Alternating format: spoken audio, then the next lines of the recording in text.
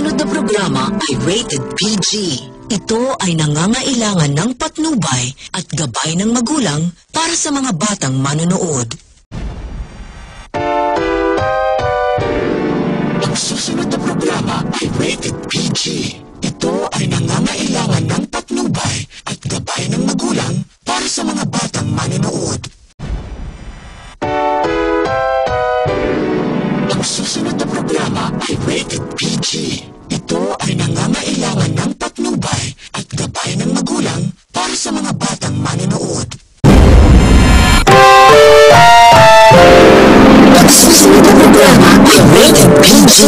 Ito ay nangangailangan ng patnubay at gabay ng magulang para sa mga batang manonood. Ang susunod na programa ay rated PG. Ito ay nangangailangan ng patnubay at gabay ng magulang para sa mga batang manonood. Ang susunod na programa ay rated PG. Ito ay nangangailangan ng patnubay at gabay ng magulang para sa mga batang manonood. Ang susunod na programa ay rated PG. Ito ay nangangailangan ng patnubay at gabay ng magulang para sa mga batang manonood. Ang susunod na programa ay rated PG. Ito ay nangangailangan ng patnubay at gabay ng magulang para sa mga batang manonood. Ang susunod na programa ay rated PG.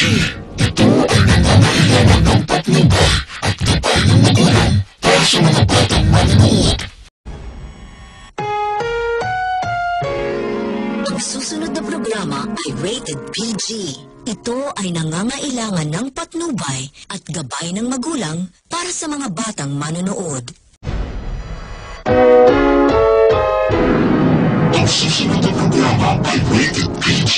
Ito ay nangangailangan ng patnubay at gabay ng magulang para sa mga batang manonood. Ang susunod na programa ay rated PG. Ito ay nangangailangan ng patnubay at gabay ng magulang para sa mga batang manonood. Ang susunod na programa ay rated PG. Ito ay nangangailangan ng patnubay at gabay ng magulang para sa mga batang manonood. Ang susunod na programa ay rated PG. Ito ay nangangailangan ng patnubay at gabay ng magulang para sa mga batang manonood.